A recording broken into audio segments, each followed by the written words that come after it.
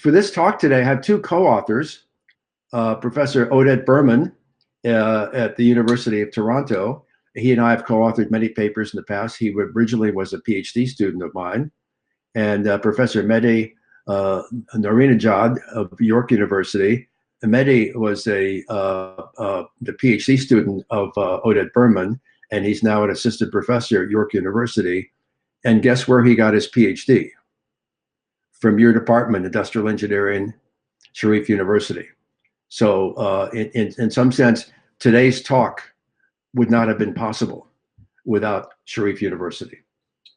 So I'm very happy for that connection. Okay, so we want to thank Karosh and the Sharif University Industrial Engineering Department for inviting me today. I'm honored to be back.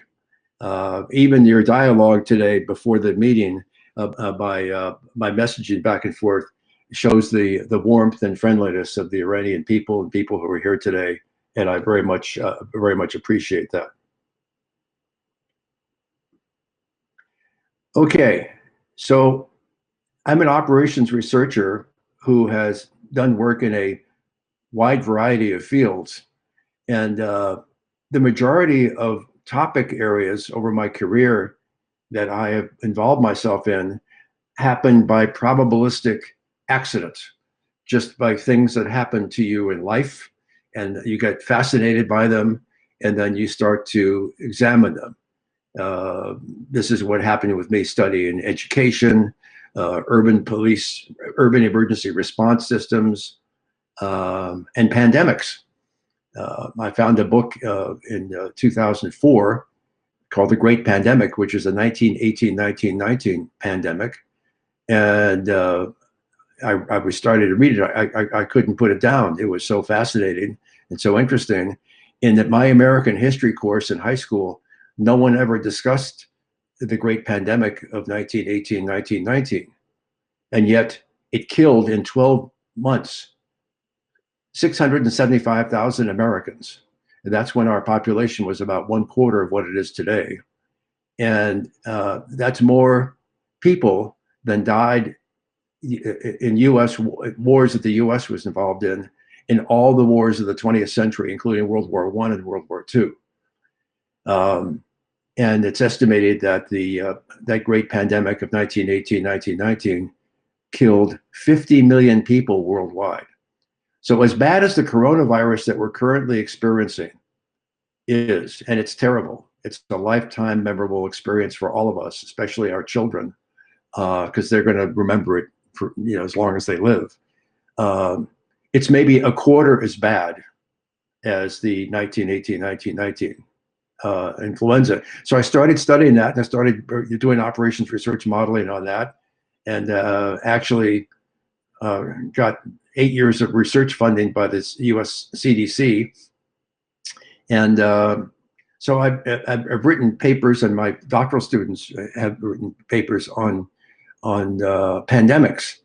And then when this pandemic started, I thought, oh my God, here we go again. This is the once in a century worldwide pandemic. So I became fascinated by it. This was early on in December and January a year ago. And so I started studying it, and particularly accounts of attending physicians in China who were attending these patients who were quite sick with flu-like symptoms.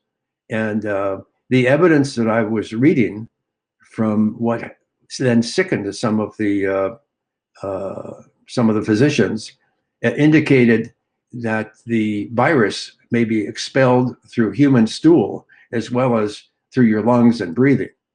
So I became fascinated by that, and I wrote a speculative paper. It was a very speculative paper, which included an analysis of the transition of this new virus to people on cruise ships like the Diamond Princess, where many people on the Diamond Princess cruise ship got what we now call the coronavirus. And so I call it my Valentine's Day gift to the world, because I submitted this paper on February 14th, 2020. That was a year ago plus a month. And this was published in ORMS Today 3 days after I submitted it in middle of February last year. And somehow this paper grabbed the attention of lots of folks worldwide. I don't know why, because it was admittedly very speculative, and apparently had 40,000 downloads in the first 6 weeks. So that got me into this thing about coronavirus and maybe the passing of it or remnants of the virus through human stool. So, okay. So then with my two colleagues, we started studying this in terms of what happens when we analyze this in sewage. And so basically what happens is we've published two papers. The first one is in PLOS1, which is an open source journal. So everyone worldwide has free access to it. I love these open source journals. It's called Sampling Manholes to Home In on SARS-CoV-2 Infections. And my two co-authors, Odette and Mehdi, are there. And then we had a second paper called Placing Sensors in Sewer Networks, a system to pinpoint new cases of coronavirus. And the same two co-authors. And until yesterday, this paper was under review. We were responding to referees for PLOS1, where we submitted that again. And the good news is yesterday, we received news that this is now accepted for publication very soon. It's going to be accepted in PLOS1. So rather than this being a preprint, which I have here in the slide, in 2 or 3 weeks, it will be also on the PLOS1 website, the final version. Okay, so let's give some background to this to give you some perspective. I know it just that everyone who's listening today knows about coronavirus, and it's kind of a scary thing. I'm not wearing a mask today because there's nobody around, so I'm not likely to infect anyone. I've also benefited by the fact of my age, the age profile in the US, more senior citizens have been given priority to get the vaccine. So I've actually had my second shot of the Pfizer vaccine. But let's go back to COVID-19. So most individuals who have this infection shed the virus or remnants of the virus into the sewage system. So when they go to the bathroom in the morning, they flush the toilet. If they're sick with the coronavirus, there is proof of that in what they've just flushed down the toilet. And so these viral traces can be detected in the sewage, anywhere in the sewage system, going from that toilet into the wastewater treatment plant. We call it WTP, the wastewater treatment plant, which treats the water and separates out the sludge, and then there's other water that can be then recycled. So and it turns out that those viral traces, you can act. The testing is so sensitive that if 1 million people are flushing the toilets, different ones, and only one of them is infected, it's been reported that the testing sensitivity is so great that they can figure out that at least one person out of the million is infected. So in 2020, just last year, Paris, France, Phoenix, Arizona, Boston, Massachusetts, New Haven, Connecticut, Montana, in the US, Italy, the Netherlands, and many, many more places have documented in referee journal articles the testing of raw sewage in entering wastewater treatment plants, and the ability of those tests to predict the upward and downward rate of infection in the communities whose sewage goes to those wastewater treatment plants. So this is a new signal for the infectivity in a community. All right. So why do we care about this? Well, for a variety of reasons. But the two most important ones, I think, are that when you start shedding the remnants of the virus and flushing the toilet in the morning or whatever time of day you do this, you are shedding viral remnants and you're infected, but you don't know it yet. Typically, the toilet flushing signal happens because it's in your lower digestive system up to 7 days prior to you feeling sick. So you might be infected. You're probably infected and maybe even infectious for up to 7 days before you begin feeling ill yourself and you have symptoms. The major problem with this is you're asymptomatic, and after the first 2 or 3 days, you may be terribly infectious to others, but you don't even know that you're still infected. And so that one of the confounding things about this coronavirus is that people are going around and they're asymptomatic, maybe coming to symptoms, and maybe they never even develop symptoms, and they can pass it to others. And these are by the droplets that we breathe when we breathe normally through our noses and our mouths. These droplets can hang in the air.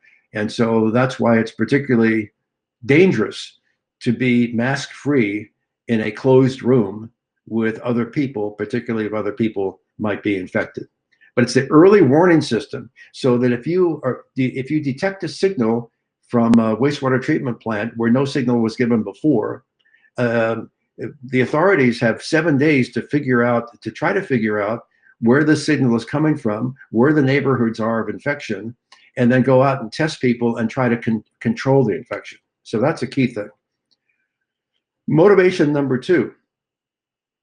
If you know that a community is infected, let's say a university dormitory or a university campus, maybe this is students, and you know that they're infected, it's very, very hard to test everybody. If you have 10,000 students on a campus and all of a sudden you have a signal that there's some infection among the students, you're not going to go out and test 10,000 people.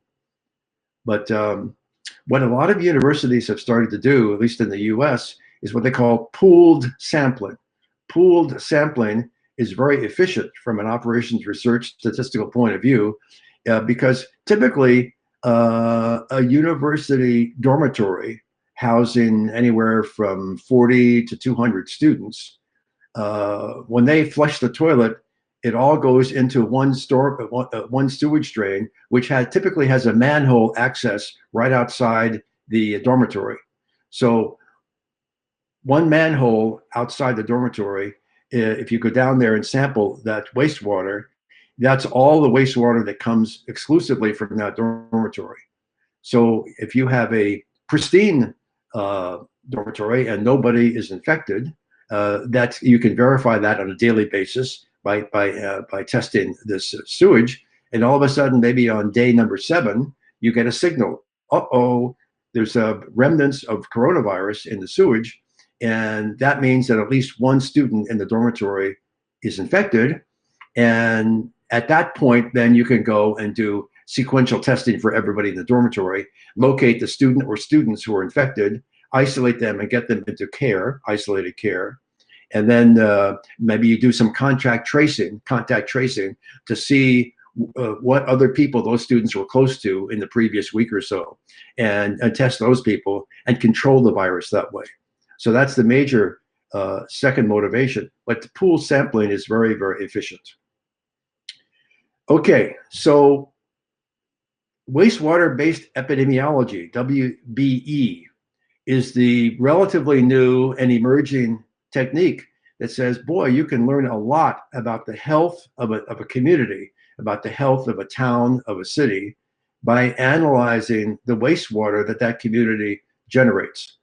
And we're focusing today on coronavirus, but other viruses can be detected in the wastewater as well as illicit drugs, heroin, and other things like this. So wastewater-based epidemiology is an emerging science.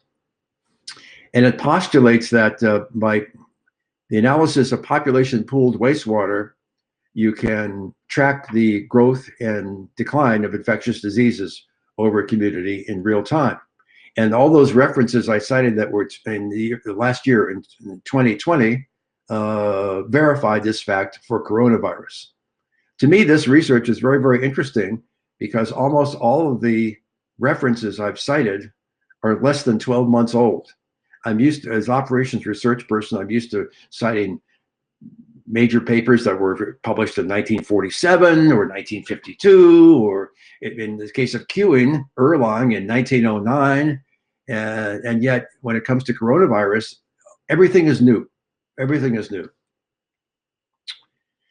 So, why did we get involved with this work? What's the motivation? Well, the good news is that the sewage testing procedures of wastewater treatment plants are these indicators of up and down, and they give a 7-day warning of going up and going down of infectious levels in a community. But the bad news is, here I live in Lexington, Massachusetts, which is a suburb of Boston, Massachusetts, about 15 miles northwest of Boston and northwest of MIT in Cambridge. And the bad news is, okay, so here we have about 35,000 people in Lexington. So let's say Lexington was going along and they test the wastewater treatment plant here, 0, 0, 0, green light, green light. All of a sudden there's a red light indicating, oh, some person here is infected. Well, you can't go out and sequentially test 35,000 people like you can with a student dormitory where you can test 40 to maybe 100 or 200. And so you can't do that. So our work we're proposing a new method where you could focus in and try to locate the neighborhood in the community where this new infection is. So we're trying to get a handle on this coronavirus, and that's our new data source, a manhole, okay, and getting a sample from that. So I mentioned Lexington, Massachusetts. There is math here, and the math deals with the topology of the network of the sewer pipes under the streets in every community in all developed countries. So in Lexington, where I live, there are 4,924 manholes, and the pipeline sewer network has length 171 miles. Now, the Environmental Protection Agency of the United States estimates nationwide we have 12 million manholes, averaging about 300 feet apart. And usually the network of pipes of the sewage system is built under the streets of the community, of the town or the city. So here's the key from a mathematical point of view. The underground sewer network can be modeled as a directed tree graph, So all the input flows are from homes, businesses, schools, and the final output all goes to the wastewater treatment plant. And this directed tree graph, the topology is known. So sometimes there's a complete map of these things on the web, or sometimes you got to go to the Department of Public Works in a town or a city and ask for that design. Sometimes it's easily available as a data set, and sometimes it's not. But the key thing is that tree graph exists and the topology is known. From time to time, as they build new streets, they add links to this network, and from time to time, they may subtract links from this network. So this tree graph has at least 3 types of links, which relate to the width or diameter of the pipes: a branch sewer, which is the smallest one, a main sewer, and a trunk sewer. But I've read about sewer networks that have 8 different kinds of pipes. And again, it's all the diameter compared, as the bigger the diameter, the more the capacity for flow. Now, so I've actually communicated with the Department of Public Works in a number of places. And so if we had a fast test, so if they could go down into a manhole and test the sewage in that manhole for coronavirus remnants, it would typically take 1 hour per test. If they had a fast, inexpensive test they could do on scene. And so for a 4-hour period, if they're going to sample 4 manholes in my town, that would be a cost of about $350. So if they're going to do 8 manhole tests in a day, just double that to $700. So the cost of testing, assuming there's a fast, paper-based, inexpensive test available, is not great. The cost is pretty small given the value of the information you're going to get. So there's a situation of comedy that used to be shown in black and white on television in the United States many years ago called The Honeymooners. And here is Art Carney, a very famous actor who played a role in that. And he's playing the role of Ed Norton. Ed Norton is one of the four major characters in this. And his whole career was working in the sewers. And so I thought this is a nice little photograph to add here to show the reality of it, and also add some humor to this otherwise quite serious topic. Okay, so wastewater-based epidemiology and universities. So in the fall of 2020, that was just last fall, using the idea of pool testing, universities latched onto this idea. And the thing about universities, I mean, here I am at MIT, and there's also Harvard nearby, and Boston area has 70 colleges and universities within 30 miles of Boston. So there are a lot. And these students come from around the US and they come from around the world. I think MIT has students from more than 100 countries. Now, that's both great and bad. The bad part is when the students come back to campus from all around the world, many of them bring with them the infection of coronavirus. And so universities have been found to be seeding sources for super spreading of the coronavirus. And the university administrators and managers are quite concerned about managing the coronavirus among the students and detecting it early and controlling its growth. So, and with pooled sampling, they started to use wastewater-based epidemiology to discover coronavirus infections in student dormitories. And this is as I described. Usually a student dormitory has adjacent to it one manhole that if you go down there, that's the entire sewage throughput from that dormitory. And so they started sampling this. MIT, I think, has 4 such dormitories that they monitor this way. The last I checked, more than 60 US universities are doing this. And so this is a way to raise that red flag early on to detect the event of some student in the dormitory getting the coronavirus. And then what they do then, if the test is positive from the sewage, the administrators, the health people in the university go out and they manually test all the students in the dormitory, and they find the student or students who are infected. They isolate them, give them treatment, and they do contact tracing, etc. And they might actually quarantine the dormitory for a week or so. Okay, so that's the dormitory thing. But we're interested in communities. And you can't go out and sample, if you get a community that gives you a red flag, you can't go out and manually test 35,000 people. So here's a map, here's a sewage map, a sewage system map of Belmont, Massachusetts. Belmont, Massachusetts is adjacent to Lexington, where I am today. And the green lines indicate the sewage pipes, all under streets. The green circles on those green lines indicate manholes. And you can see how those are configured. Okay, and if you look at that, you'll see that there's no cycles in this graph. So the graph of the sewer system is a directed tree graph, no cycles. Here is Marlborough, Massachusetts, again a fraction of this town, and that's a more aggregated depiction. The WTP is the wastewater treatment plant location, and you see a little blow up there of the streets and the sewage system. And each of the green circles represents a manhole. Typically, again, manholes are distributed about 300 feet apart along a street, and the manholes also exist other places, like at street intersections. Okay.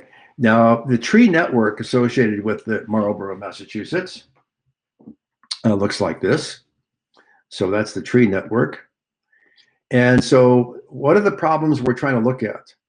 Okay, so problem number one, we have what we call a pristine community. A pristine community is one where, to the best of our knowledge, nobody's infected with coronavirus. And this could be a student dormitory, or it could be a whole community.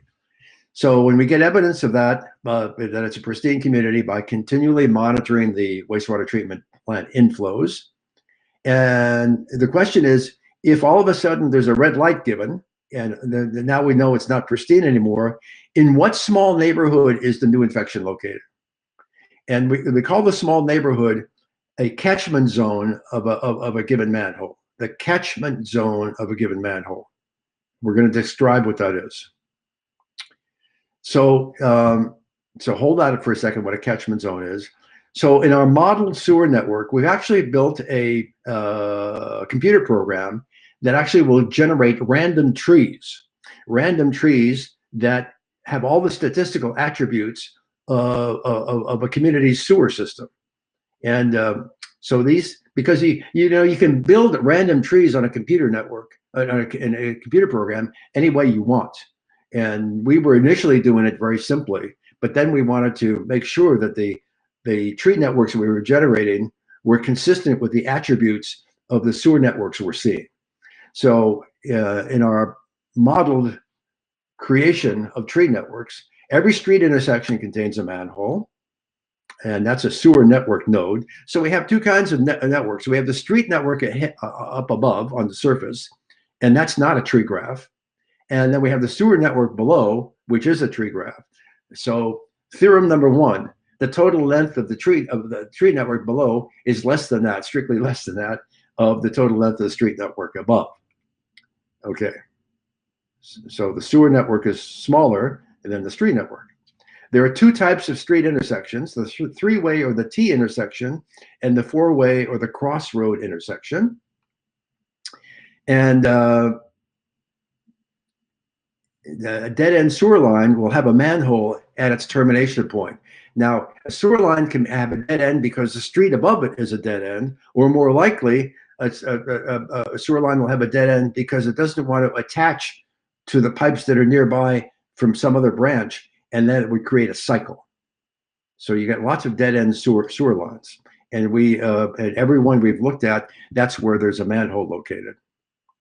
But the majority of manholes are not at street intersections or not at dead ends, but they're the interior of street segments. And on average, nationally in the US, they're about 300 feet apart. So let's look at a catchment zone. What is a catchment zone? So this diagram and the next one are quite important for understanding what we're doing. Okay, so the yellow-orange line in the middle is a branch sewer line. A branch sewer line is one that goes into neighborhoods. It's the smallest diameter sewer line. And we show the manholes on that street, and they're in two different colors, red and gray. The red ones are show that the sewage there shows infection, shows that the upstream from that manhole, there's one or more people infected with coronavirus. A gray manhole, which you see on the left-hand side here, shows no infection. So if we had a diagram like this, and we had the three manholes on the right, because the sewage flows from left to right. If we had the three manholes on the right showing red, and the two manholes on the left showing no red, so the upstream from there, nobody is infected. That means that the houses between the gray and the red manholes in the center of the diagram contain one or more persons who is infected with coronavirus. The catchment zone of that manhole we're looking at, which is the first one that shows red, the catchment zone, a catchment zone is defined to be the set of homes and businesses and other facilities whose sewage first goes through that manhole. So that's the closest manhole to, let's say in this case, those four houses. So this is analogous, that so-called source manhole is analogous to the manhole that's next to student dormitories. So if we can identify the source manhole in this large community and say, aha, that's the furthest upstream manhole that shows the red light for coronavirus. Then we can test the people in those 4 homes, or it could be 8 homes or 6 homes or whatever, find that one person or persons who's infected, isolate them, get them medical treatment, quarantine the people who live in the same house, and do contact tracing. So that's the focus. Now, sometimes the source manhole might be at a cross street intersection like this.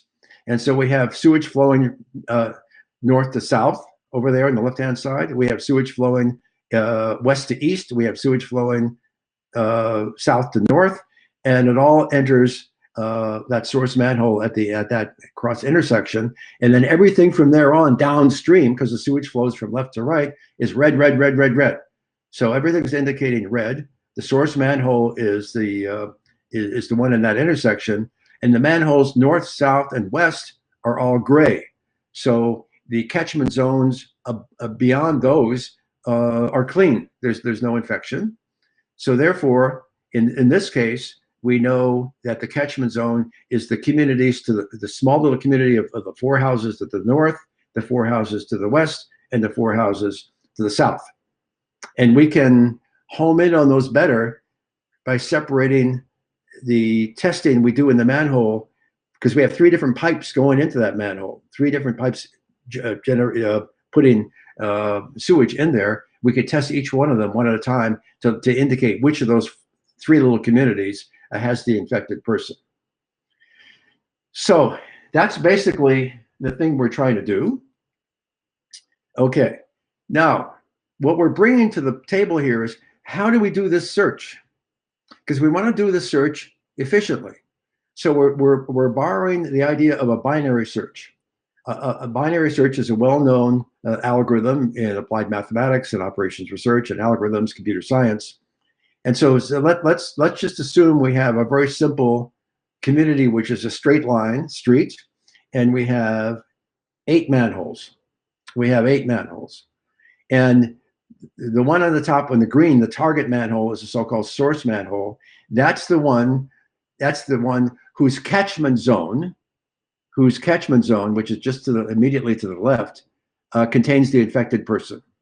Okay, so that's the target manhole. Okay, so first let's say, so we go to test number 1. We test the manhole number 4 from the left, and that's clean. We come up clean. That test is negative.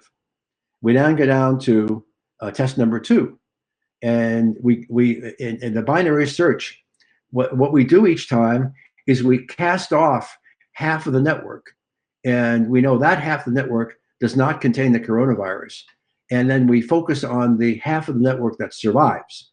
So in this case, when we went from test 1 to test 2, we casted off the 4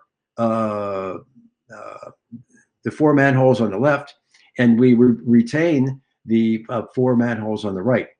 And we take one of the middle ones. We test number 2. We take number 2 from the left. We test that one, and that one tests, yes, that's hot.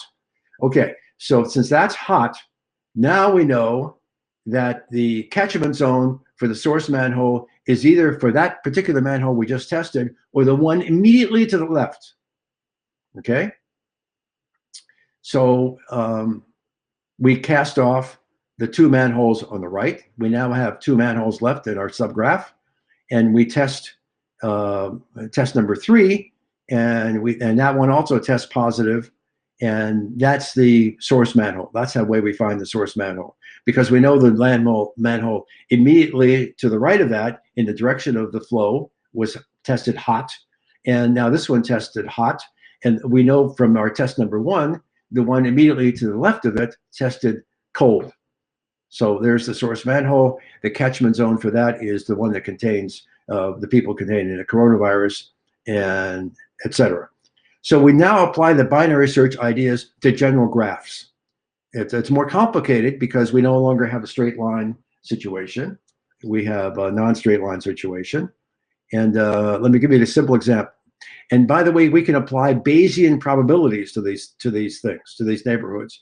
So if one of the neighborhoods is a student housing facility, we might say, We know that students are more likely, since they come from all different parts of the country, maybe they're more likely to have the coronavirus than some others.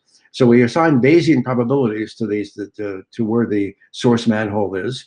We start out there with the situation on the left, and then from the Bayesian probabilities, we come up with Bayesian flows that go through the network. The wastewater treatment plant is on the bottom. So these flows all go that way. So let's say the infected place is where that red, where the red item is on the top of that graph on the upper left.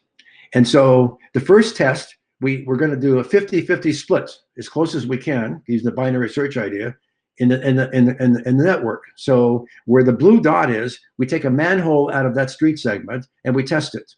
Guess what? It tests hot. It tests positive, because from that red image up above, coronavirus remnants are flowing through the sewage. So therefore, we know that the infected place, the infected address, must be on the left-hand side of the graph. We discard the right-hand side of the graph because we know that that's clean right now. And then we go and of the surviving graph, we have to find a place which is more 50-50. There is no exact place 50-50 for our binary search, but we take a street segment which is a 0.6 probability. That tests clean. So that means, so we discard that branch, and we're left with the knowledge that at the end of the surviving link in the network, and that's where the coronavirus is. So that's an example of how we apply it in a very simple graph.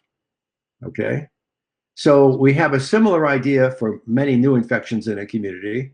So we get evidence of a continual monitoring of wastewater treatment. So this is not a pristine community. This is a community that there's lots of infections, but typically the infections are not spread uniformly around the community. Oftentimes there's one or two hotspots where there's a concentration of infections. If we could locate where those hotspots are and then provide medical assistance there and testing, maybe we could greatly reduce future growth of the infection. So we want to find the general neighborhood for this hotspot. And that will contain several catchment zones. And so here's an example, and I'm not going to go through the details, but it's the same kind of thing. The hotspot is up in the upper left-hand corner, where there are two catchment zones which are hot. There's one catchment zone which is hot on the right, and it's the same logic of using the binary search, and we can cut off half of the network each time, and we end up with finding a hotspot, two catchment zones up on the northwest corner of this graph. So that's the key idea. And here's an example of using the map of the sewage system for Marlborough, Massachusetts, where on the left-hand column, the left-hand picture, we show the iterations going from, we start with a wastewater treatment plant. We want to cut the network in half, and that gives us iteration 1. And you see that that's in the center of the diagram. And then we're going to cut off, things are clean there. So we cut off the right-hand side. We go to iteration 2, and that's southwest, and et cetera, et cetera, et cetera. Eventually we home in the neighborhood, and we eventually could find the one catchment zone that has the infected person or persons. The diagram B on the right-hand side shows a similar kind of binary search algorithm for locating the hotspot neighborhood in Marlborough, Massachusetts. Now, basically, if you have a binary search along just a straight line, it's going to be a regular binary search, and you're going to have the number of cuts you're going to make in the binary search until you find the place you're looking for is log base 2 of the number of locations you're looking at. And that's kind of M. Let's say M is the number of manholes, log base 2 of M. But our use of the binary search involves a graph, not a straight line. That makes it more complicated. And also we have Bayesian probabilities, which add heterogeneity to it. So we were quite interested to find out how our algorithm compared to the theory of binary search in terms of the computational complexity along a straight line.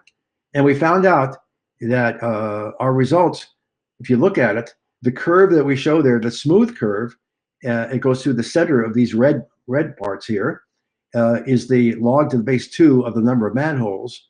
And that's the theoretical performance of a binary search along a straight line.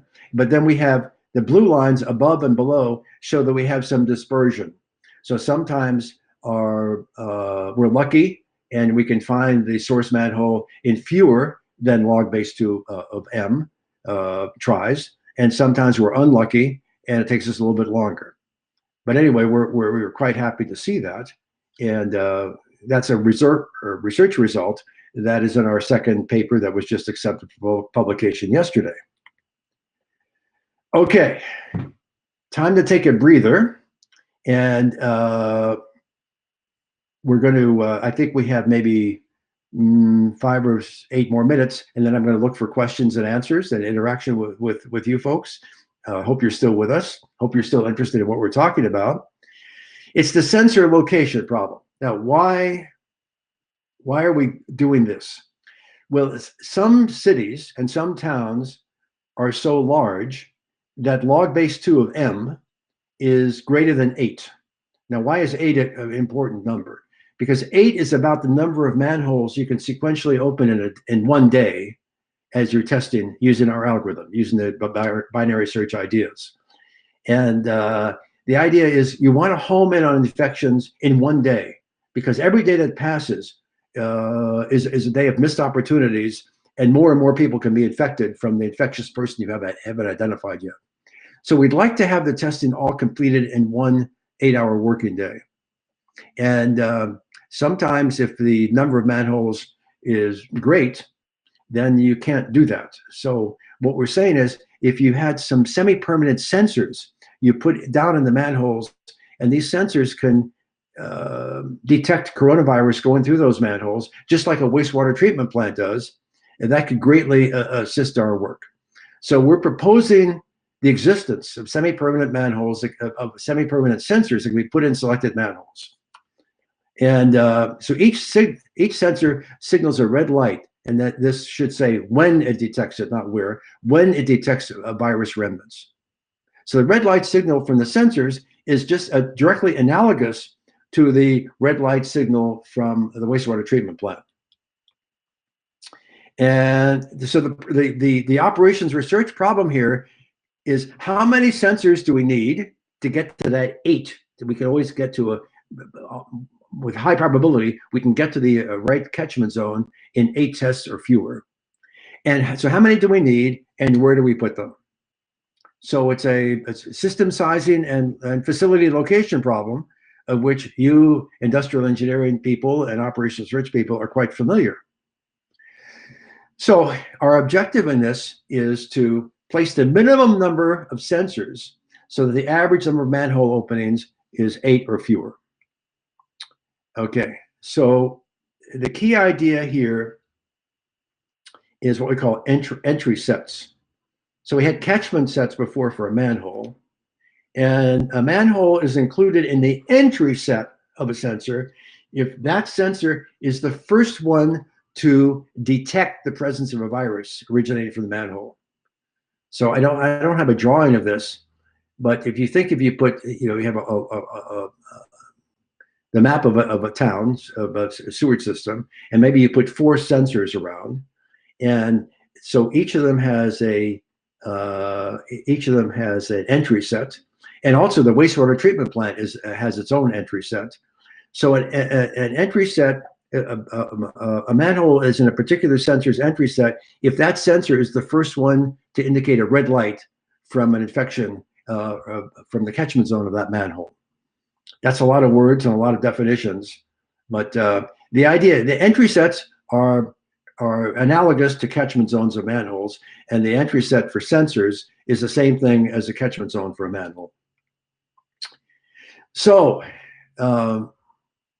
All the details are in paper number 2 that I cited, which will be published soon on PLOS 1.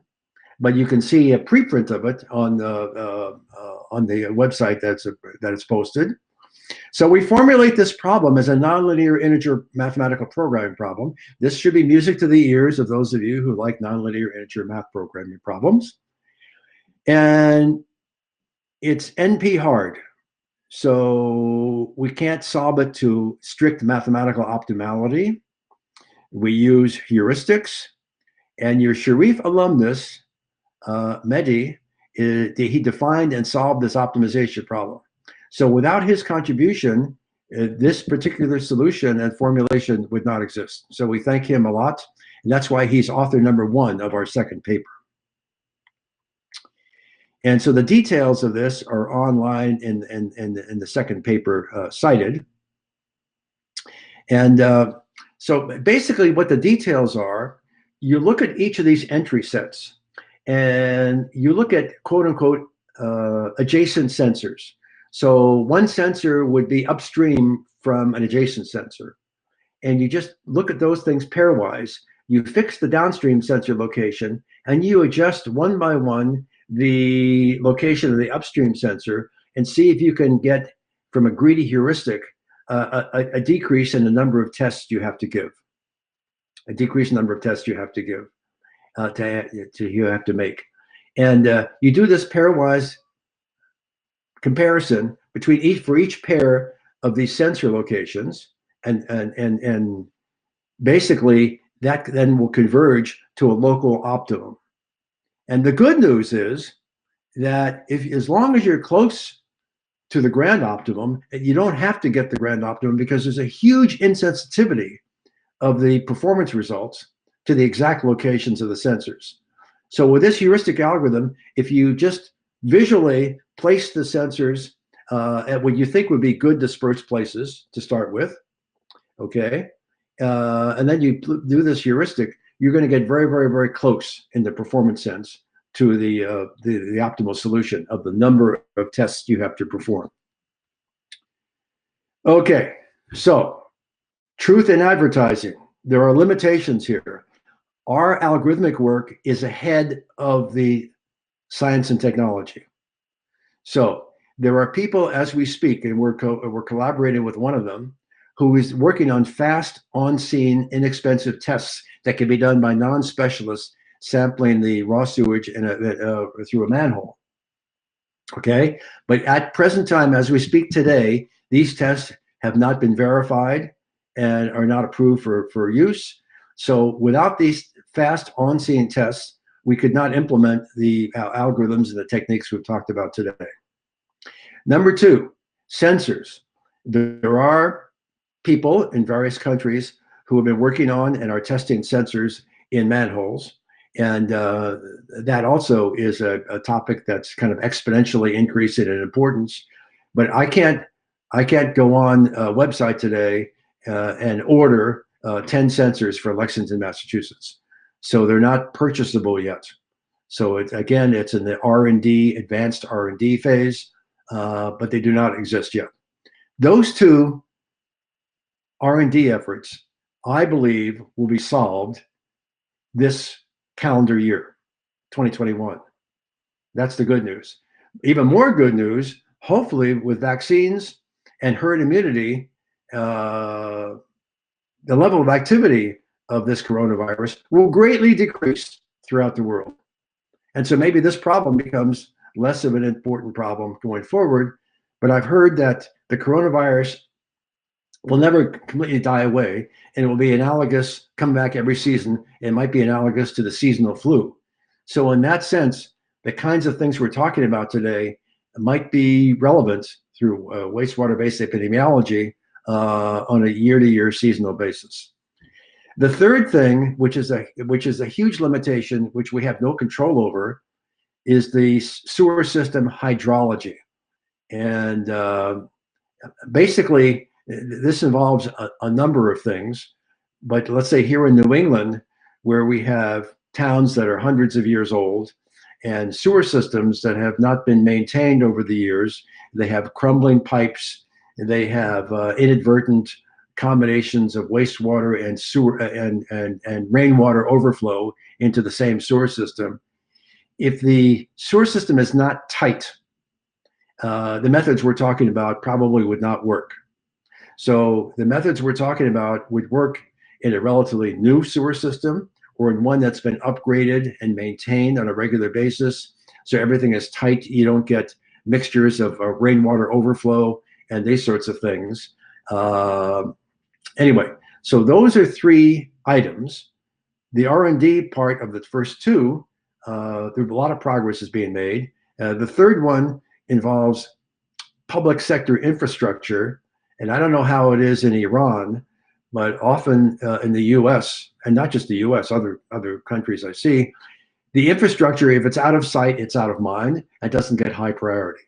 So that's an issue.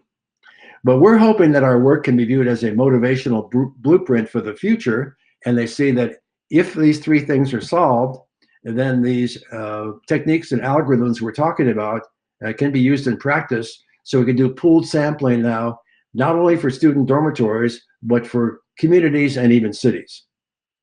So thank you very much for your attention.